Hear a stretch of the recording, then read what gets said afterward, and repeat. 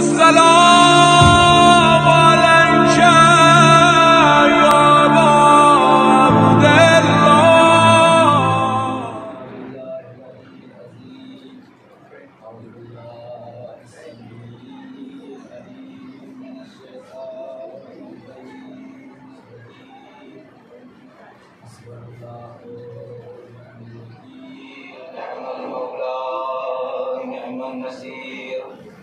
رب اشرح لي صدري ويسر لي امري واحلل عقدة من لساني لا اله الا الله العظيم الحليم لا اله الا الله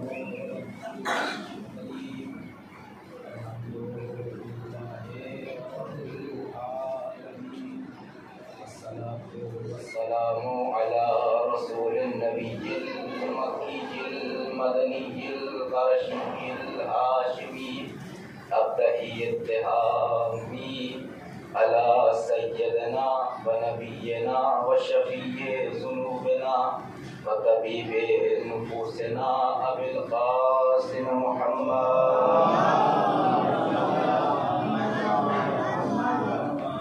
وعلى آله الطيبين الطاهرين المعصومين المظلومين ولعنة الله على أعدائهم أجمعين من يومنا هذا إلى قيام يوم الدين. أما بعد فقد قال الإمام الباقر عليه الصلاة والسلام الحسد يأكل الإيمان كما تأكل النار الحطب. صلوات پڑھ دے محمد.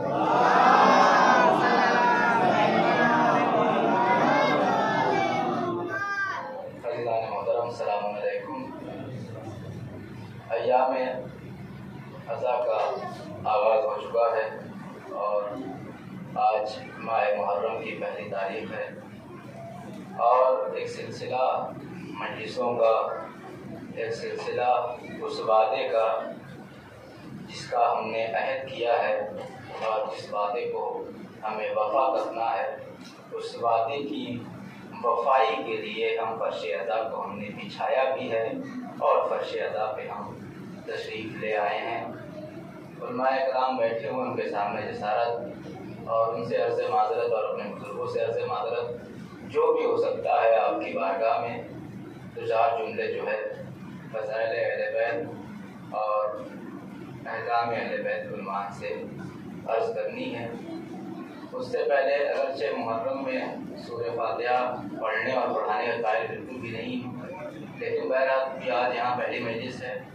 آپ ذرا سے گزارش ہے کہ ایک مرتبہ سورہ حمد اور 3 مرتبہ سورہ اخلاص تلاوت فرما کر جملہ مومنات بالخصوص پچھلے سال ہمارے بزرگ ہمارے بڑے ابا یہاں بیٹھے رہا کرتے تھے، اس سال وہ نہیں ہیں، ان کے لیے غلام حسین مرحوم کے اوپر ساتھ فرما دے اور تمام مرحومین کے لیے اپنے اپنے جتنے بھی حاضرین اس گاؤں کے ہیں، جتنے بھی مجھے نام نہیں یاد سکتے لیکن جتنے بھی پچھلے سال تھے اس سال نہیں ہیں اور ہمارے دن سب کے لیے سورہ فاتحہ انشاءاللہ.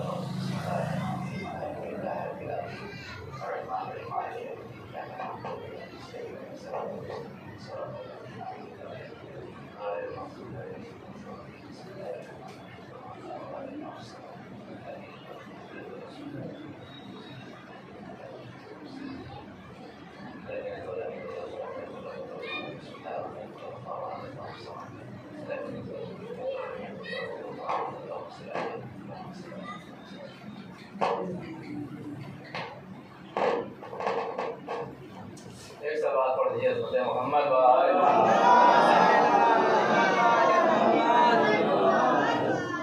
یہ مسئلہ تو روز کا ہے کہ یہ وقت جو میرے حصے میں آیا ہے یہ ظہر کے بعد کا وقت ہے اور یہ وقت عام طور سے جو ہے دال چاول کھانے کے بعد پھر انسان کو ایسی نیند آتی ہے جیسے 4 پلیٹ بریانی کھا کے بیٹھا ہو.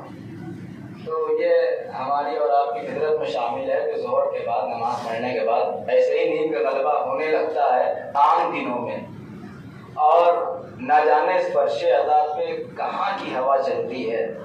آپ دیکھیں گھر میں آپ سوتے ہیں تو آپ کو یہ بلب ڈسٹرب کرتا ہے، اس کی روشنی آپ کو سونے نہیں دیتی، بچے چلاتے ہیں ان کی روشنی آپ کو سونے نہیں دیتی.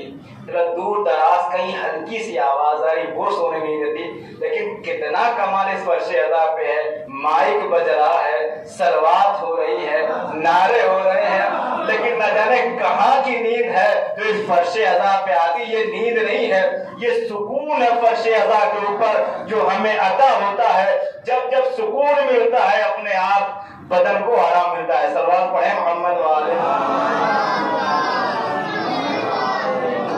आपने इस पे कभी गौर किया है कितनी आसानी से नींद आ जाती है? ये मैं अपने लिए कर्ज करता हूँ कि मुझे जो कभी कभी ऐसा होता है कि छोटा सा झींगुर भी बोलता है तो आवाज नींद नहीं आती। रात का माहौल है, बरसात हर तरफ आवाज आती है, लेकिन फर्श अज़ाब पे मौलाना मसाइब पे सोचिए कि फजाइल का आदमी और रुक भी जाता है, मसाइब पे लगातार पढ़ता रहता है, उसके बाद भी सर झुका अपना सो रहे हैं। कम मसाइब खत्म हो बदल रहे हैं, कोहनी भी कि भाई अब खत्म हो, ज़्यादा पढ़ रहे हैं। सलाम पढ़िए मोहम्मद वाले मोहम्मद।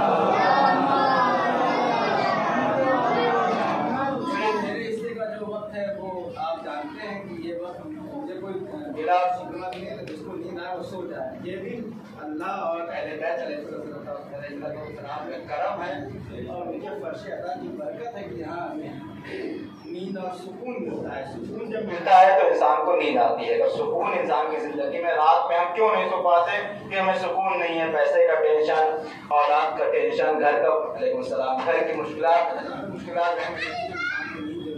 नहीं आती। लेकिन फर्श अदा पे आने के बाद या अल्लाह ताला आप सबके नसीब में फरमाए कि आप जो एक मरतबा ज़रूर करबला की ज़ियारत करें, मासूमीन अलैहिस्सलाम की ज़ियारत करें, तो वहाँ पे जाएंगे तो आपको अंदाजा होगा लोग इतनी बड़ी लिस्ट लेकर के जाते हैं।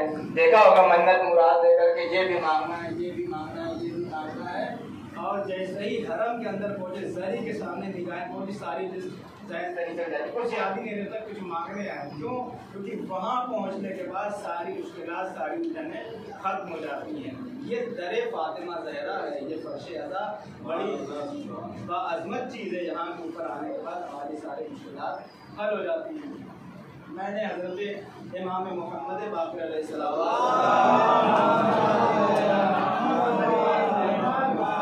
एक हदीस आपके सामने इरशाद फरमाई है, आपके सामने उनके इरशाद को बयान किया है।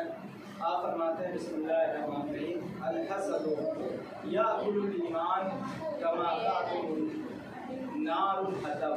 इमाम फरमाते हैं अल-हसदु याकुलुल ईमान, हसद ईमान को इस तरीके से खा जाता है कमा ताकुलुन नार, जैसे आग जो है लकड़ी को खा जाती है। आप सब अल्हम्दुलिल्लाह हमारे यहाँ अभी जितना सिस्टम है, गैस के खाना में लकड़ी से हमारे यहाँ मुहर्रम आ रहा है, बिरयानी बन रही है, नान पूरी बन रहा है, ये बन रहा है, वो बन रहा है, सब लकड़ी से बनता है। तो हमने देखा है कि आग में जब लकड़ियों को डाला जाता है, सूखी लकड़ी, शुरू में तो जरूरत पड़ती है सूखी लकड़ियों की, बाद में जो है गीली लकड़ी भी अपने आप जल जाती है। तो हो सकता है कि शुरू में कच्चे ईमान जले, बाद में बड़ों का ईमान भी जल जाता है। हमने देखा है तारीख में ऐसे लोग भी गुजरे हैं कुछ जो जिंदगी भर अली अली अली अली करते रहे, अली मौला और अली ये और अली वो, और जब आखिरी मरहला आया तो मरते मरते इतना कह गए कि मुझे समझ में नहीं आया कि अली हक पर थे कि फला हक पे है। समझ में आया कि इनका ईमान जिंदगी भर तो कामिल रहा, लेकिन आखिरी मरहले पर इन्होंने ईमान से हाथ धो बैठा और जाते जाते अपनी सारी जिंदगी बर्बाद कर दी। तो अल-हसद याकुलुल ईमान, हसद ईमान को वैसे ही खा जाता है जैसे आग सूखी लकड़ी खा जाती है। ये हसद बड़ी अजीब शय है और बहुत खतरनाक बीमारी है। इंशाअल्लाह इन 10 दिनों में सिर्फ हसद के ऊपर नहीं, इसी तरह के कुछ मौज़ूआत, क्योंकि बानियाने मजलिस का वैसे इस तरह की मजलिस पढ़ने को कोई चाहता होता नहीं है।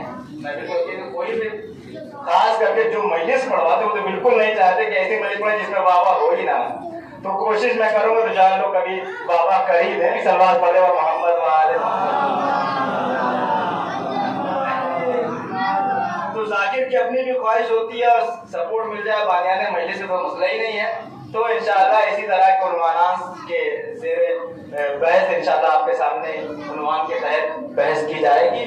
बहुत मुख्तसर वक्त में, आप ज़्यादा परेशान ना हो। 20 से 25 मिनट का टाइम जो है वो आपके दिया जाएगा इंशाअल्लाह ताला, जब तक मौका रहे और हयात रही। تو امام فرماتے ہیں کہ حسد ایمان کو ویسے ہی کھا جاتا ہے جیسے آگ سوکھی لکڑی کھا جاتی ہے۔ اس کے اندر بہت ساری تفصیل ہے، بس میں اتنا عرض کرنا چاہتا ہوں کہ حسد ہے کیا، اور حسد کا مطلب جلن، حسد کا مطلب جیلس، حسد کا مطلب ہندی میں کہتے ہیں عرصیہ، اس ٹائپ کا لفظ ہے۔ جلن کا مطلب یہ ہے کہ ہم جو ہے کوئی کسی کا بال دیکھ کے جلتا ہے جس کے پاس بال نہیں ہے، کوئی کسی کی صحت دیکھ کر جلتا ہے جس کے پاس صحت نہیں ہے، کوئی کسی کا گھر دیکھ کے جلتا ہے جس کے پاس گھر نہیں ہے، کوئی کسی کی گاڑی دیکھ کر جلتا ہے جس کے پاس گاڑی نہیں ہے، کوئی کسی کار دیکھ کے، ہر آدمی کوئی کسی کی بیوی کو دیکھ کر جلتا ہے، ہو سکتا ہے ہر طرح کی باتیں آتی ہیں۔ اور میں عرض کر دوں کہ دیکھیے الحمدللہ ہمارے گاؤں میں ایسا نہیں ہے، لیکن ہوتا یہ ہے کہ ایک ہی صنف کے لوگوں میں زیادہ حسد ہوتا ہے۔ کبھی آپ نے نہیں دیکھا کہ ایک مولانا جو کسی ڈاکٹر سے حسد کریں، ایک مولانا جو ہے کسی بڑھئی سے حسد کریں، ایک مولانا کسی دکاندار سے، مولانا زیادہ تر مولانا سے ہی حسد کرتا ہے، دکاندار سے حسد کرتا ہے۔ تو عورتیں جو ہے آپس میں حسد کرتی ہیں اور مرد آپس میں حسد کرتے ہیں، تو ہر انسان اپنی صنف کے اعتبار سے حسد کرتا ہے، یہ بالکل فیکٹ ہے۔ لیکن الحمدللہ ہمارے گاؤں میں آپ نے دیکھا ہے کہ سب کا مجھے نہیں پتا، لیکن مولانا لوگ آپس میں حسد نہیں کرتے۔ سلوات پڑھ کر محمد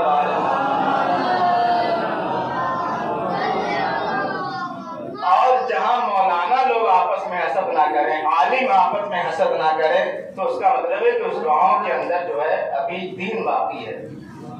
جب جو دین کے راہبر ہیں، جو دین کے ذمہ دار، اگر وہی لوگ تھوڑا بہت صحیح ہے اس معاملے میں، تو الحمدللہ ویسے یہاں سب معاملہ بہت اچھا چل رہا ہے۔ تو حسد جو ہے، ہم حسد آپ سمجھ میں آ گیا حسد کی تعریف کیا ہے، حسد کسے کہتے ہیں۔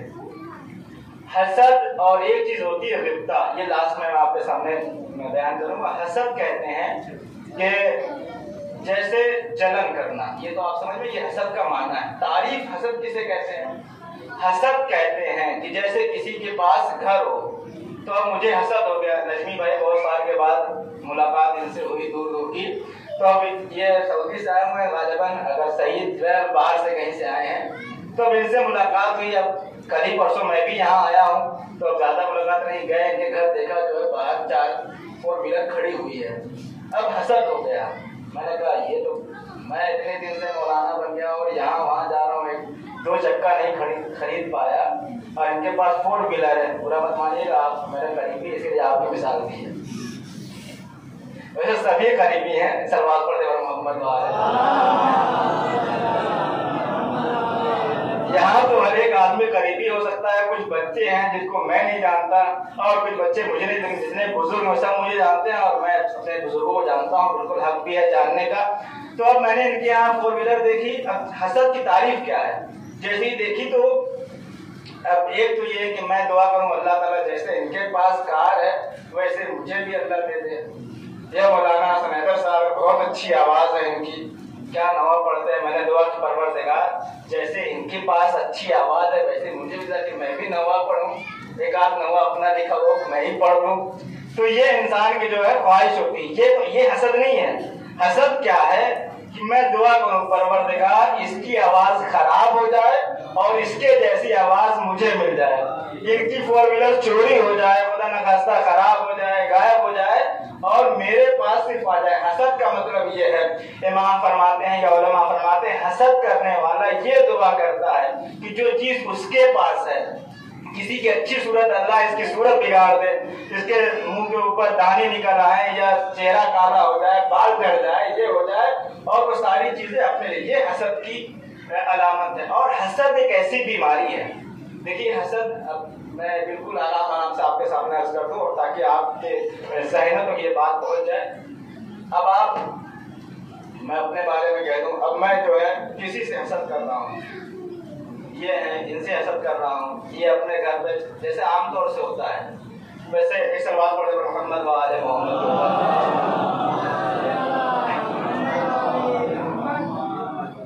امام فرماتے ہیں للحاسد 3 علامات، حاسد کے لیے، حسد کرنے والا، جلن رکھنے والا، اس کی 3 علامت ہے۔ ہر آدمی اپنا اپنا سوچ لے اور بالکل کہ یہ ہمارے اندر ہے کہ نہیں۔ دیکھیے بہت بڑی بیماری یہ ہے، اور یہ جلدی ٹھیک بھی نہیں ہوتی، مسئلہ یہ ہے کہ جلدی ٹھیک بھی نہیں ہوتی، اور حسد یہ بیماری جو اتنی نقصان دہ ہے کہ جسم کو بھی خراب کرتی ہے، ایمان کو بھی خراب کرتی ہے، سب کچھ خراب کرتی ہے۔ میں آپ کے سامنے عرض کروں گا کہ دیکھیے کیسے کیسے یہ حسد کرنے والا، ایک مرتبہ آپ تکبر کریں تو تکبر کم سے کم لوگوں کو دکھتا ہے کہ آپ جو کالر ٹائٹ کرके چل رہے ہیں، یہ گریش والا کپڑا پہن کے چل رہے ہیں، فور ویلر چل رہے ہیں، یہ تکبر ہے۔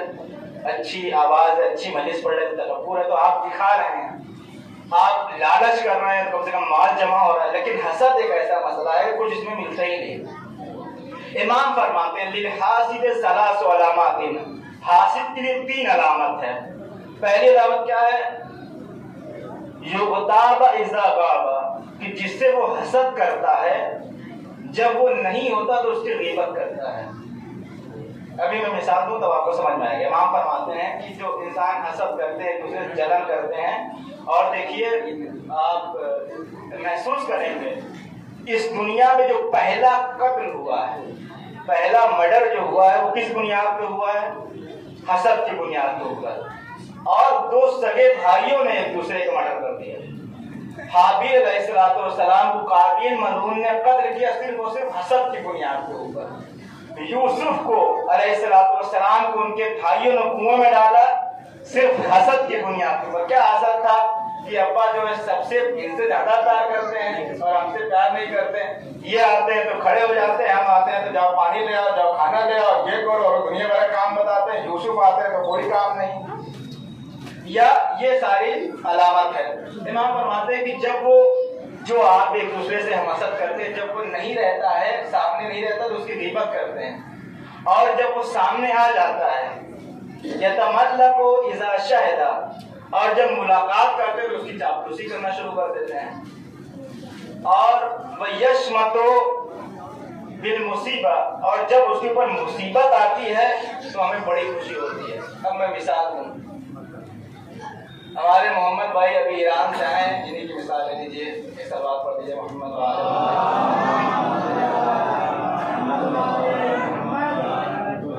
اب یہ ایران سے آئے اور انہوں نے الحمدللہ انہوں نے ایک گھر بنوایا۔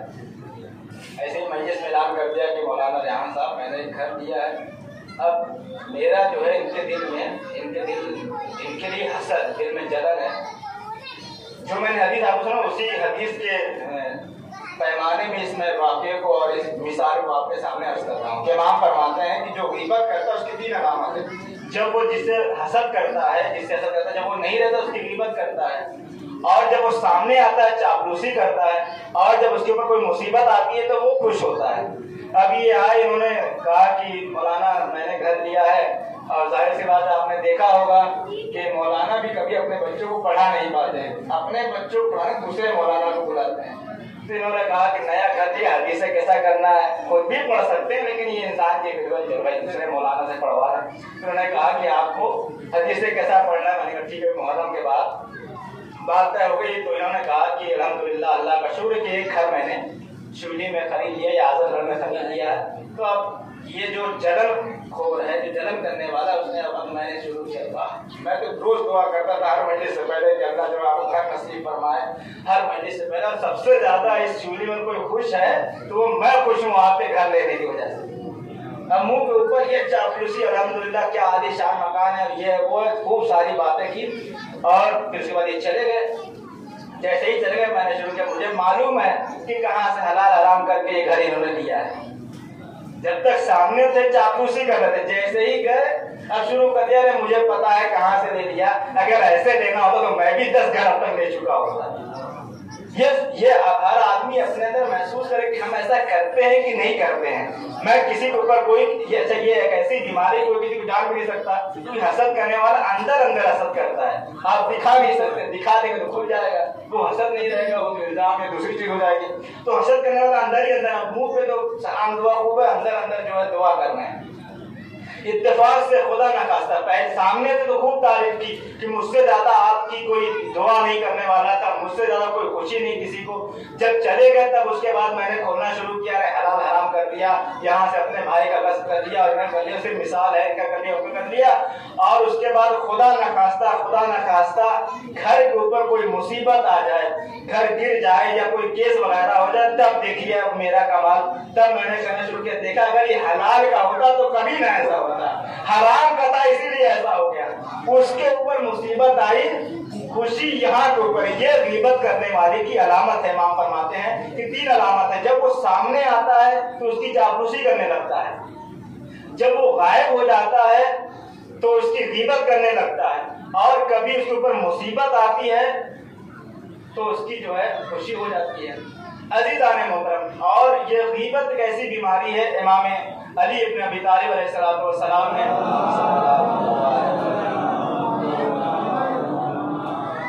हसद के बारे में जो बताया फरमाया कि हासिद इंसान, जलन करने वाला इंसान, जिससे हसद करता है उसको बाद में नुकसान पहुंचाता है, पहले अपने आप को नुकसान पहुंचाता है। और हसद करने वाला धीरे धीरे अपने दोस्त को खो देता है, अल्लाह के ऊपर उसको यकीन नहीं रहता। भाई हम हसद कर रहे हैं किसी का बात देख करके, हम हसद कर रहे हैं किसी का चेहरा देख करके, हम हसद कर रहे हैं किसी की दाढ़ी देख करके, हम हसद कर रहे हैं किसी की औलाद देख करके। तो इसका मतलब ये है कि आप अल्लाह की अदर के ऊपर उंगली उठा रहे हैं। भाई उसको अल्लाह ही ने तो खूबसूरत बनाया है, उसको अल्लाह ही ने तो 10 लड़के दिए हैं, तो जरा किसी के सिर्फ लड़कियां वो हसद कर रहा है, जो कि अल्लाह के यहाँ लड़की लड़के सब बराबर हैं। भाई आप और हम भले अफसोस करें, अल्लाह के रसूल को तो अल्लाह ने सिर्फ लड़की ही दी। वो और बात है, मुसलमान 3 के 1 के बदले 4 करने लगे, लेकिन अल्लाह के रसूल को तो सिर्फ एक ही लड़की, जो आज इस जमाने में उनकी नस्ल मुबारक इस दुनिया में कायम व दायम है। सल्लल्लाहु अलैहि वसल्लम।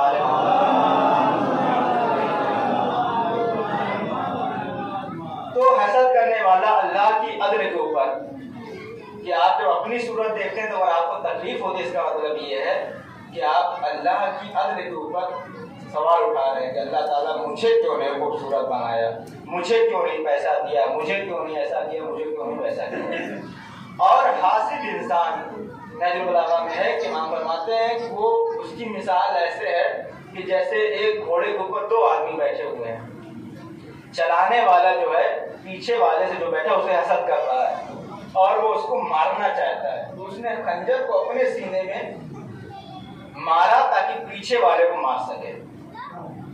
ये मिसाल दिया। आप देखें, अब वाकया भी है, हर इंसान अपने आप को समझे।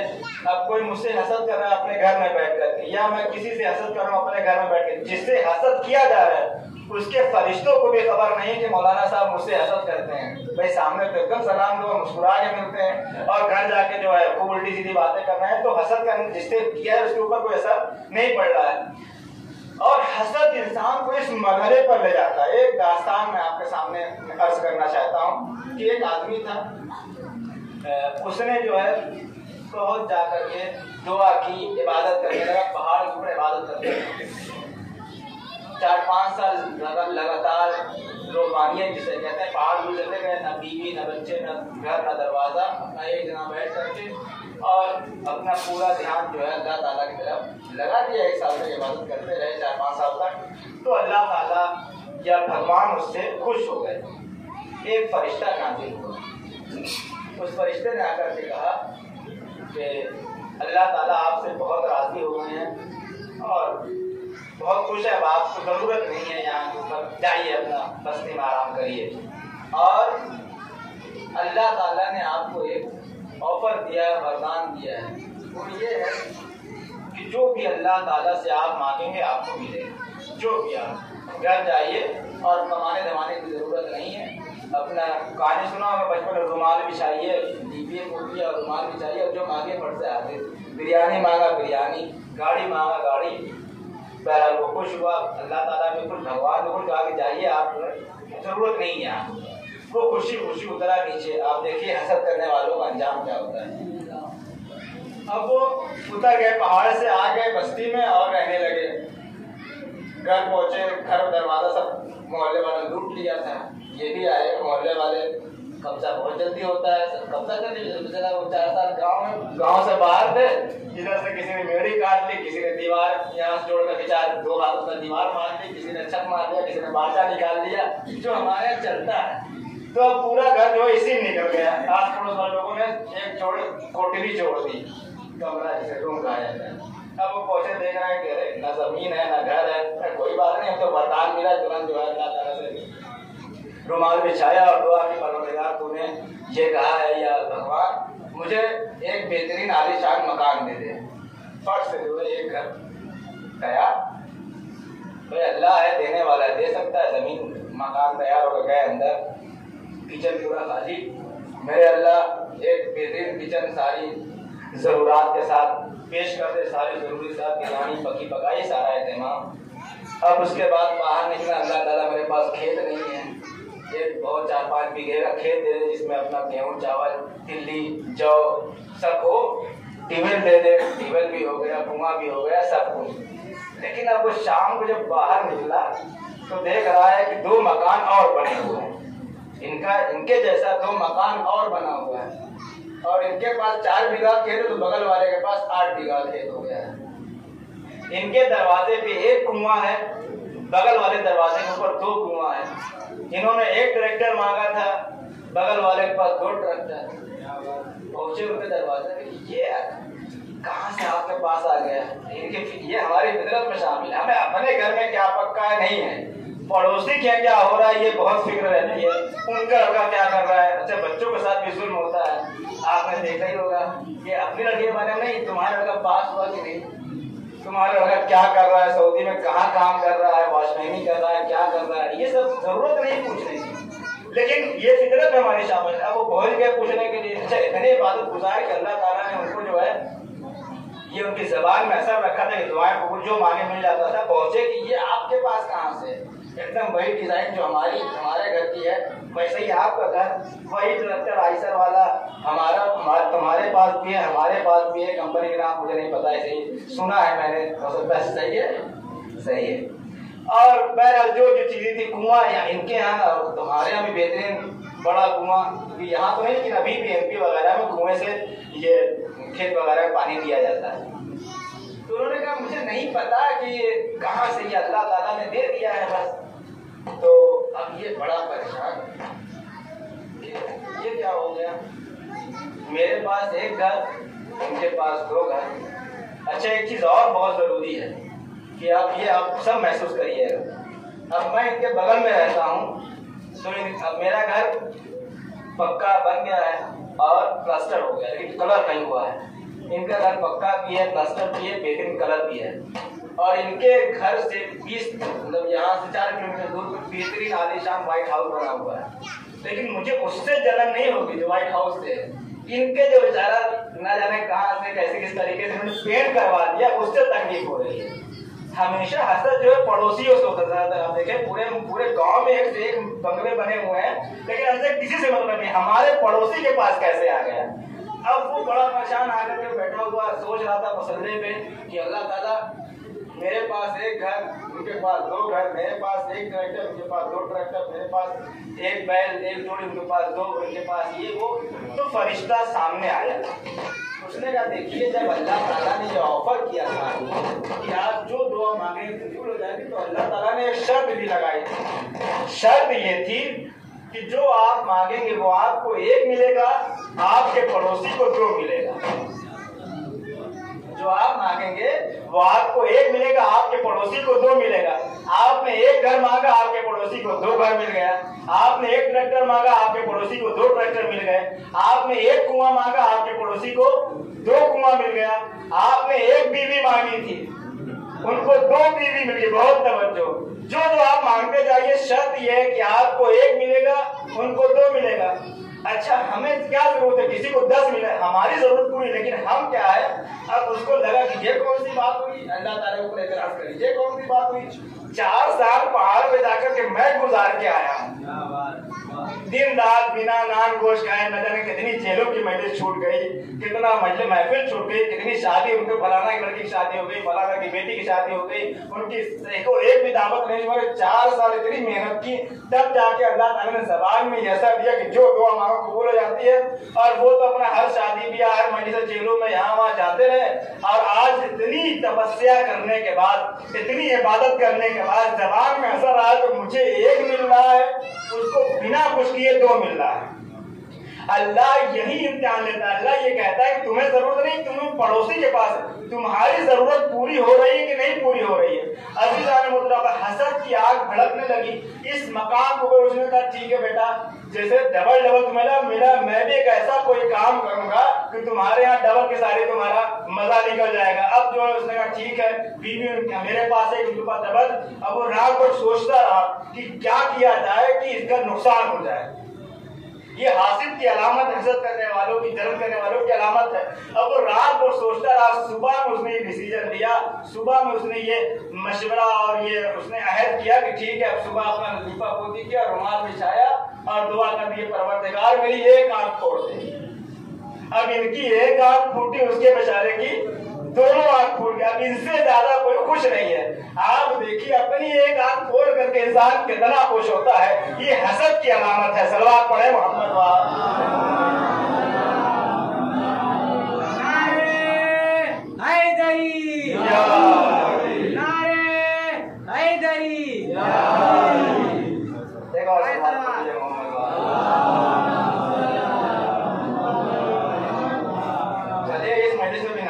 कामयाब हो गया। सलवात पढ़ दीजिए मोहम्मद।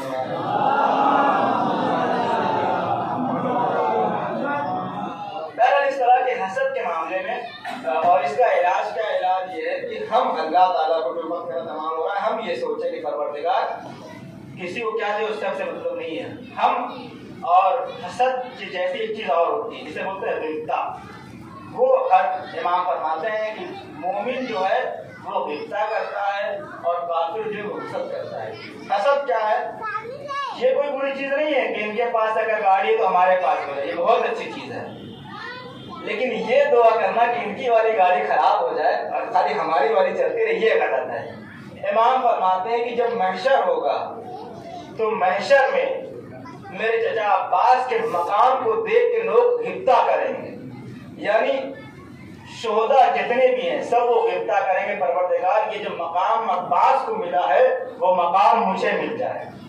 इमाम फरमाता है गिफ्ता करना कोई बुरी बात नहीं है, उस मकाम की आरज़ू करना। और ये बहुत अच्छी फर्श है। आप यहाँ दुआ मांगे अल्लाह ताला अगर मेरे पड़ोसी के पास एक मकान तो मुझे भी एक मकान दे दे, उनके पास ये तो मुझे भी दे दे। बस ये उनकी नेमत के ज़वाल की दुआ ना करें, ये है हसद। और हम ये सोचे कि उसे अल्लाह ने दिया है, कुछ तो उसने किया, उसे अल्लाह ने दिया है, उसको अगर अल्लाह देने वाला है तो हमें भी ये अल्लाह दे सकता है। अगर उसके पास ये है तो वो चीज़ हमें भी मिल सकती है, ये हसद। और इससे बचना चाहिए। बहुत सारे वाक़यात हैं, बहुत सारी हदीसें हैं हसद ना करने से। और हर इंसान को चाहिए इस बीमारी से बचे। ये बीमारी जिस्म को कमजोर कर देती है, हार्ट फेल हो सकता है, आपको शुगर बढ़ सकती है। टेंशन, जब आप टेंशन लेंगे, पड़ोसी को टेंशन लिए बैठे हुए हैं तो उसके यहाँ उसकी लड़की की शादी हो गई, हमारी नहीं हो रही है, उसके यहाँ ये उसका लड़का सऊदी चला गया, हमारा लड़का नहीं जा पा रहा है। नहीं, आप भी अल्लाह ताला से दुआ करें तो इंसान घुट करके अंदर ही अंदर गलता जाता है। और जो है हसद इंसान के जिस्म को भी कमजोर कर देती है और हसद इंसान के ईमान को खा जाती है। और ये करबला का वाक़या हसद की बुनियाद के ऊपर पेश आया है। आप महसूस करिए, जो करबला पेश आई है, लोग अली से हसद करते थे। भाई ये क्या बात है, दामाद भी अली, खलीफा भी अली, बिस्तर रसूल पे भी अली, उहद में भी अली, खंदक में भी अली, खैबर में भी अली, हर जगह अली अली अली अली अली अली। वाक़या ज़ुलशीरा में अली को खलीफा बना दिया गया। खंदक आई, अली आगे आ गए। खैबर आई, 439 दिन लोग दौड़ते रहे, 40वें दिन अली ने आकर कर दिया। गदीर में अली को मौला बना दिया गया। गोश्त खाना हुआ, अली को बुलाया। मक्के से मदीना जाना हुआ, अली को अपने बिस्तर पे लेटाया। तो ये हसद, तलवार अली के लिए, एक ही बेटी थी वो भी अली के लिए। ऐसा नहीं कि शहजादी के लोगों ने रिश्ता नहीं मांगा, बहुत से लोग, बड़े बड़े लोग रिश्ता और एक से महर का ऑफर किया, इतने ऊँट का और इतने जायदाद जमीन का, लेकिन अली अलैहिस्सलाम की लोगों के दिल में हसद हो गया। ये क्या बात है कि रसूलुल्लाह, और आखिरी को हसद दिखा भी। किसी ने कहा रसूलुल्लाह सब तो ठीक है, आपने अपने भाई अली को भी हमारे ऊपर सवार कर दिया, ये हसद है। और ये कह के अली अलैहिस्सलाम को खिलाफत से हटा दिया गया कि आप जो है अभी कम तजुर्बा, आप जवान हैं और बड़े बड़े लोग काफी हैं। हसद एक ऐसी बीमारी है, हसद से हमें बचना चाहिए। जलन, इंसान जो है, हम जिससे हसद करें उसको पता भी नहीं, हम अंदर से अंदर ही खुले और कटे जा रहे हैं। اور بہت سارے واقعات ہیں اس سلسلے میں، موقع میرے پاس نہیں ہے انشاءاللہ. ویسے میں نے سوچا نہیں کل جو پھر اسی ٹاپک کے اوپر آپ کے سامنے گفتگو کروں گا، کیونکہ وقت تمام ہو گئے. صلوات پڑھے حضرت محمد علیہ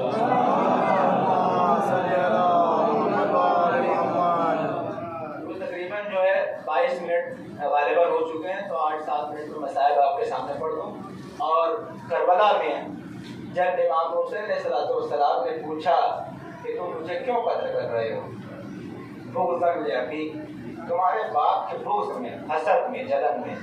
تمہارے باپ نے ہمارے بزرگوں کو قتل کیا ہے، تمہارے باپ کا نام ہر جگہ ہے، ہر جگہ علی علی، ہر جگہ علی. آپ تاریخ اسلام سے، میرے پاس موقع ہے، تاریخ اسلام سے علی کو آپ نکال کے تاریخ اسلام میں کچھ بچے گا نہیں. خیبر ہوگی لیکن کوئی فاتح خیبر نہ ہوگا. ہجرے بستر رسول ہوگا لیکن بستر رسول کے اوپر کوئی سونے والا نہیں ہوگا. سورہ برات تو ہوگی لیکن اس کی کوئی تبلیغ پہ لے جانے والا نہیں ہوگا. خندق تو ہوگی لیکن کوئی فاتح خندق نہیں ہوگا. جنگ بدر تو ہوگی لیکن فاتح بدر نہیں ہوگا. تو علی کو آپ اسلام سے ہٹا نہیں سکتے. یہ حسد کی آگ تھی، یہ جلن کی آگ تھی جو حسین ابن علی کو مدینے میں رہنے نہ دیا گیا. حسین ایک محرم آ گئی، ہم نے فرش عزا بچھا دی، اہتمام ہو گیا.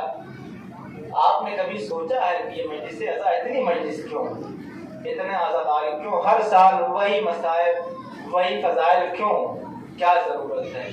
عزیزان محترم، ضرورت ہے، یہ محبت ہے جو ہر سال ہم اپنے وطن میں آتے ہیں اس بے وطن کا غم منانے کے لیے. جب حسین ابن علی مدینے سے نکلنے لگے، سب سے پہلے جس سے آپ نے ملاقات کی، آپ اپنی نانی ام سلمہ کے پاس آئے اور آنے کے بعد کہا، نانی ام سلمہ میں مدینہ چھوڑ رہا ہوں. ام سلمہ نے کہا، میرے لال کہاں جا رہے ہو؟ کہا، نانی جان میں عراق جا رہا ہوں.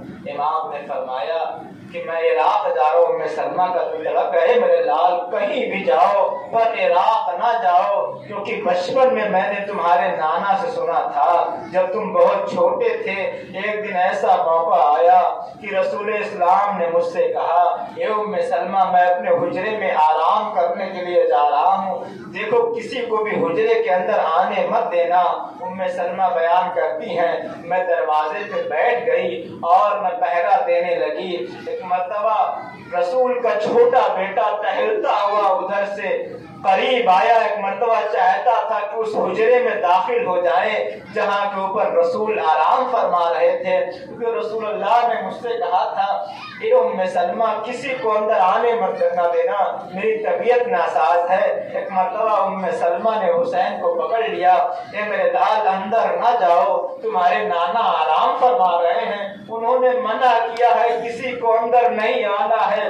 حسین نے کہا، یہ نانی کیا حسین کو بھی منع کیا ہے؟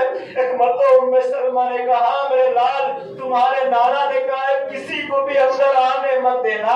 سو اور حسین واپس چلے گئے. ایک مرتبہ حسین کچھ دور پہنچے تھے کہ اندر سے آواز آئی، ام سلمہ تم نے غضب کر دیا.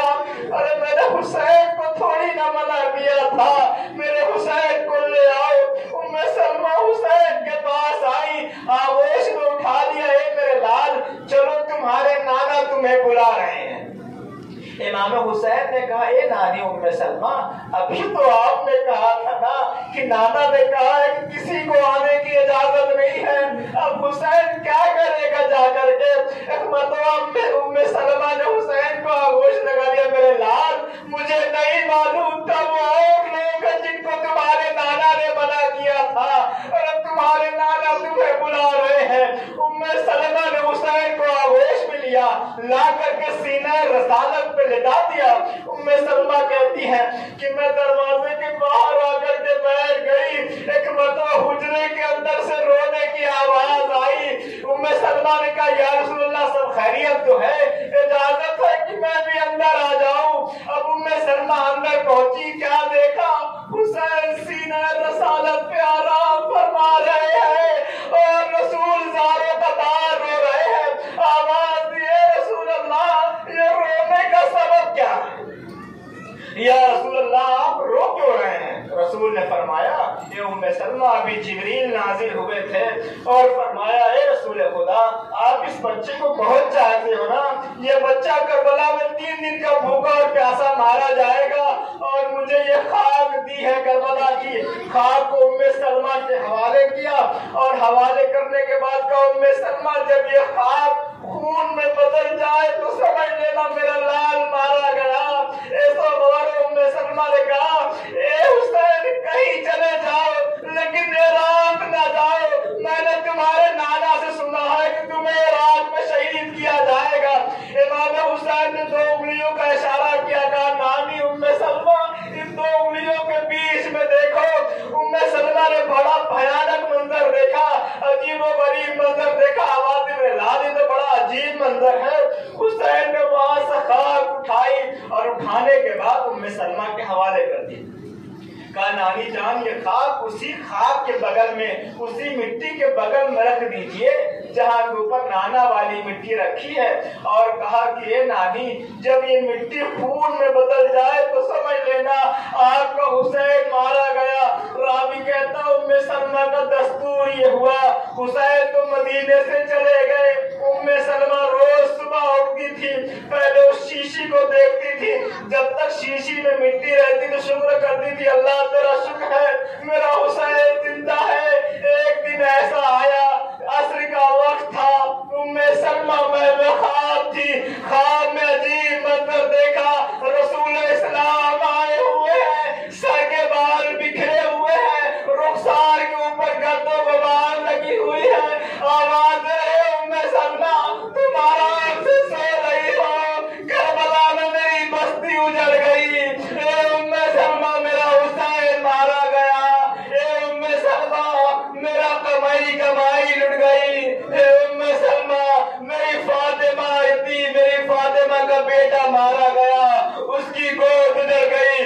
ام سلمہ کی غصے آنکھ کھلی، نیند کھلی، دوڑتے اس حجرے میں پہنچی، کیا دیکھا وہ مٹی خون میں تبدیل ہو چکی تھی، سر و سینہ پیٹا، واہ غربتا واہ مصیبتا، میں آواز ام سلمہ تم نے صرف مٹی کو خون ہوتے ہوئے دیکھا ہے، ارے ذرا زینب سے پوچھو، آنکھوں کے سامنے شبر سینے حسین پہ سوار تھا، زینب آواز دے رہی تھی اے پسر ساتھ کھڑا ہوا دیکھ رہا ہے، میرا ماں جایا سیعلم الذین ظلموا ایام انا للہ و انا الیہ راجعون۔ پروردگار ہماری اس مختصر سی عطا قبول فرما، اے میرے رب کے واسطہ محمد محمد کا کرنا جہاں بھی ہے کے چاہنے والے سب کی جان و مال عزت و آبرو کی حفاظت فرما،